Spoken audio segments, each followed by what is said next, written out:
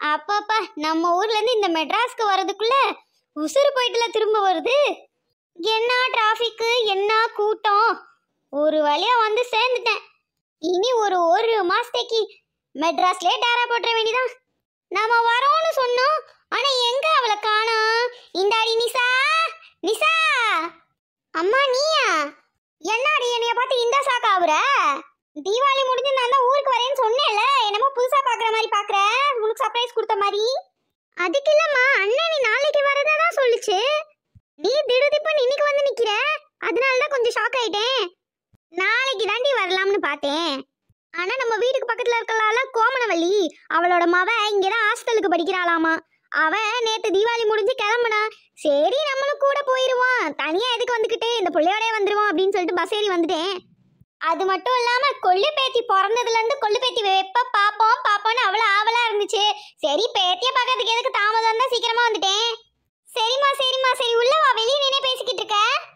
வரேண்டி. போன season Bigg பாஸ்ல என்ன நல்லா இருந்துச்சு, இந்த சீசன் சரியான போரால போகுது. இதுல இந்த வைல்ட் கார்டுன்னு எதுக்கு 6 பேரை உள்ள விட்டானுங்கன்னு தெரியல. வந்த ஆள் வேஸ்ட் ஆவல இருக்கு. சரி போர் அடிக்குது பிக் பாஸ் பார்க்கலாம்னு பார்த்தா இது அதுக்கு மேல போர் அடிக்குது. செலகுட்டீஸ், நீங்க யாரெல்லாம் பிக் பாஸ் பாப்பீங்க? பிக் பாஸ்ல உங்களோட ஃபேவரட் கண்டஸ்டன்ட் யாருன்னு சொல்லிட்டு கமெண்ட்ல லீவ் பண்ணுங்க. இத பார்க்கிறதுக்கு பார்க்காமயே இருக்கலாம். பூமாரி செல்லம், யார் வந்திருக்காங்கன்னு பாரேன்.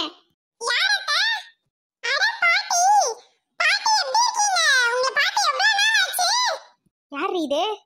அம்மா மறந்துட்டியா? அசோக்கோட பொண்டாட்டியோட தங்கச்சிமா. போன டைம் வந்திருக்கும் போதெல்லாம் உன்னை நல்லா பாத்துக்கிட்டாலே அவதாம்மா. ஓ அந்த புள்ளையா இது? நல்லா இருக்கியம்மா, நீ நல்லா இருக்கிறியா? கொஞ்சமாவது மரியாதை தெரியுதா பாரு. வயசான ஒவ்வொருத்தி ஊர்ல இருந்து வந்திருக்கா, எந்திரிச்சு வரவேற்போம், தண்ணி கொண்டு வந்து கொடுப்போம். இந்த காலத்து பசங்களுக்கு இதெல்லாம் எங்க தெரியுது? சரி ஒரு மாசம் இங்கே தானே இருக்க போறேன், எல்லாத்தையும் கத்து தண்டு தான் போவேன். அடி இவ அக்காவை தானடி இங்க கல்யாணம் பண்ணி கொடுத்துருக்கோம், அவ தானடி நம்ம வீட்டுல இருக்கணும். இவ என்னடி buy one get one free மாதிரி இவளும் இங்கே இருக்கா, அவ வீட்டுக்குலாம் போக மாட்டாளா? அம்மா அமைதியா இருமா, அவ காதுல விழுங்க போகுது. ஏன் விழுந்தா என்ன, நானே கேக்குறேன். இந்தம்மா பொண்ணு, உங்க அக்காவை தானே கல்யாணம் பண்ணி கொடுத்தோம், அவ எங்க வீட்டுல இருக்கிறா, நீ எதுக்கு சும்மா இங்கே இருந்துகிட்டு இருக்க? உங்க வீட்டுக்குலாம் போற ஐடியாலாம் இல்லையா? எப்பயுமே இங்கதான் இருப்ப போல, சொகுசா வா வீடு மாதிரி டிவிலாம் போட்டு பாத்துக்கிட்டு இருக்க, இதெல்லாம் நியாயமா? அம்மா அமைதியா இருமா, வந்து அன்னைக்கே பத்த வைக்காதம்மா. அது வந்து பாட்டி, நீ உள்ள போ மாதிரி, நான் பேசிக்கிறேன். இல்ல அது வந்துட்டு நீ போ, நான் பேசிக்கிறேன். அவங்களுக்கு எதுவும் தெரியாதுல, நான் பேசிக்கிறேன். நீ போ, அவங்க பேசினதை எதையும் மனசுல வச்சுக்காத. சரிங்க அத்தை. ஏம்மா உன் வாயை வச்சுட்டு அமைதியா இருக்க மாட்டியா? வந்த அன்னைக்கு ஏன் அந்த பிள்ளைய மனசை கஷ்டப்படுத்துற? இந்தாடி, நான் என்ன தப்பாவா கேட்டுக்கிட்டேன்? உலகத்துல இல்லாததைய கேட்டுப்புட்டேன். நம்ம வீட்டுல ஒரு வயசு பையன் இருக்கான் சஞ்சய், கல்யாணம் ஆகாம. இங்க வயசு பொண்ணு நம்ம வீட்டுல சுத்திக்கிட்டு இருந்தா பாக்குறவங்க 4 பேர் என்ன தப்பா பேசுவாங்க, ஒன்னேதான் தப்பா பேசுவாங்க. இதெல்லாம் உன் மனசுல ஏத்திக்காத. அந்த பிள்ளை அதுக்கு சும்மா நம்ம வீட்லயே இருக்கு, ஒழுங்கா அதை வீட்டுக்கு அனுப்பி விடு. அந்த ஒன்னு 7:30 கூட்டுறாங்களே, 2 பேருக்கு கல்யாணம் ஆயிடுச்சுன்னு சொன்னா என்ன ஆகும்னு எனக்கு தெரியல. அம்மா அதெல்லாம் கரெக்டு தாம்மா, ஆனா அது வந்து என்னாடி வந்து போய் நிறுத்துக்கிட்டு இருக்க? நம்ம ஊர்லலாம் இந்த மாதிரி இருந்தாங்கன்னு வச்சுக்கோயேன், அந்த பிள்ளைய எவன் வீட்லயும் சேர்க்க மாட்டாங்க, எவனும் கட்டிக்க மாட்டான். சென்னை மெட்ராஸ்ன்றனால இதெல்லாம் அலோவ் பண்ணி விடுவீங்களா நீங்க? இது எந்த ஊர் வகை நியாயம்? அம்மா வந்ததுலேருந்து என்னம்மா நொயின்னு கொஞ்ச நேரம் நான் சொல்றது கேளுமா. அந்த பொண்ணுக்கும் சஞ்சய்க்கு கல்யாணம் ஆயிடுச்சுமா. ஆத்தாடி கல்யாணம் ஆயிடுச்சா? என்னடி சொல்ற? ஒரு பாட்டி இல்லாம பேரனுக்கு எப்படி கல்யாணம் பண்ணி வைப்பீங்க? என்னை யாருமே பெரிய மனுஷியாவே மதிக்கிறது இல்ல. அவர் போனதுக்கு அப்புறம் எனக்கு இருந்த மட்டு மரியாதை எல்லாமே போயிடுச்சு. ஏம்மா அழுகாதம்மா, கொஞ்ச நேரம் நான் சொல்றது பொறுமையா கேளுமா. இன்னும் என்னடி கேக்குறது? இவங்க 2 பேருக்கு கல்யாணம் பண்ணி வச்சதே நீ என்கிட்ட இருந்து மறைச்சிட்டல.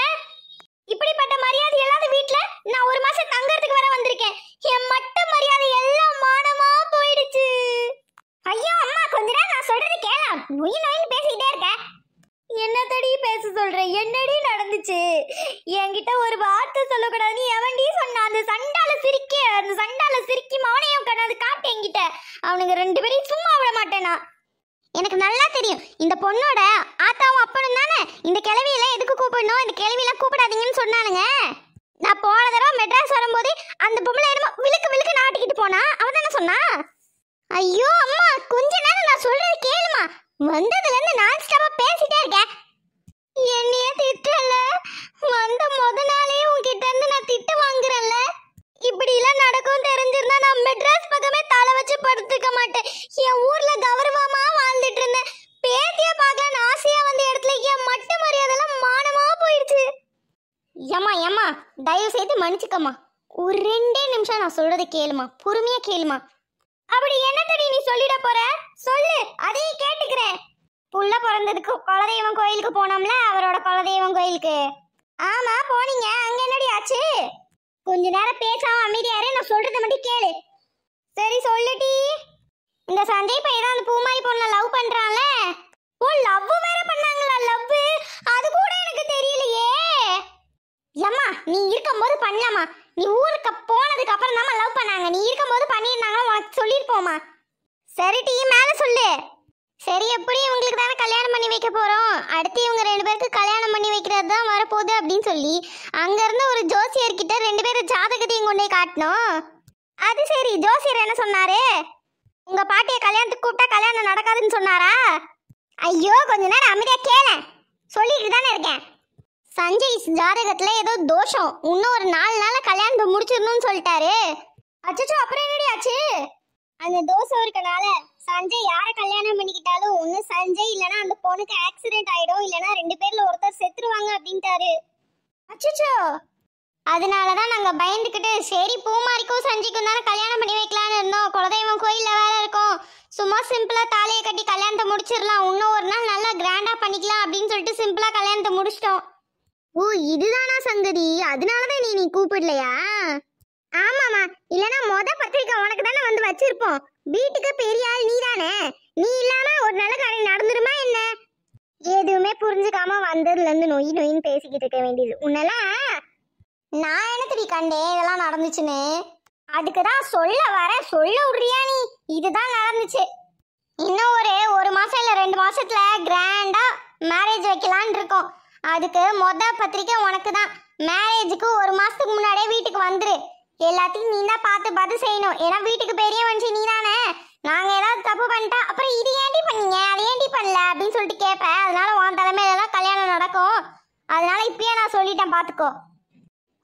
சரிடி, அதானே பார்த்தேன் இந்த பாட்டி இல்லாம கல்யாணத்தை நடத்திடுவீங்களா அப்படின்னு. அந்த பயம் இருக்கட்டும் என் மேல. கோதவல்லியா கொக்கா? சரிம்மா, அதை விடு. ஊர்ல அண்ணன் எல்லாம் நல்லா இருக்கா? அவனுக்கு என்ன டீ, நல்லா தான் இருக்கிறான். ஆனா என்ன, அவதான் சரியில்லை, ரொம்ப ஓவரா பேசிக்கிட்டு இருக்காடி. வர வர என்னை பத்தி கண்டதெல்லாம் பொருளி சொல்லித்தரா. அண்ணி அப்படிதான் தெரியும்லம்மா. என்னதான் இருந்தாலும் அவங்க உன்னை நல்லா தானே பாத்துக்கிறாங்க. அத சொல்லு. மாவன ஒருத்தைய பெத்தேன், அவளாலதான் பாத்துக்க முடியல, அட்லீஸ்ட் மருமவளாவது பாத்துக்கிறாளே அப்படின்னு அவ சொல்றதுக்கெல்லாம் மண்டையாட்டிட்டு போயிட்டு இருக்கேன். என்ன பண்றது, எல்லாம் என் தலையெழுத்து. உன் அப்பா இருந்த வரைக்கும் கெத்தா இருந்தேன், அவர் போயிட்டதுக்கு அப்புறம் எல்லாம் மாறி போச்சுடி. என்னத்த சொல்ல. சரி விடு. இந்தா டீ. அம்மா வந்தியே, ஏதாவது சாப்பிடுறியா, டீ குடிக்கிறியா, அதெல்லாம் கேட்கறது இல்ல. வீட்டு வாசல்லே வச்சு பூரா கரையும் கேட்டுற வேண்டியது. என்ன பழக்கண்டி இது? ஐயோ, பேசிட்டு இருந்தால மறந்துட்டமா. வாமா, என்னம்மா உனக்கு காப்பி தண்ணி தானம்மா, மாமா போட்டு தரமா. வாமா. வந்து ஒன்று 5 நிமிஷம் ஆகல, அதுக்குள்ள எல்லாத்தையும் நானே கேட்டு வாங்க வேண்டியதா இருக்கு. 1 மாசம் இருந்துட்டு போகலான்னு வந்தேன். என்னென்ன நடக்க போதோ கூத்து கும்மாலும் தெரியலையே. அதே பயந்தான் எனக்கும். 1 மாசம் இருக்க போறேன்னு சொல்றேன், என்னென்ன பண்ண போறேன்னு தெரியலையே. கடவுளே, நீதாப்பா காப்பாத்தணும்.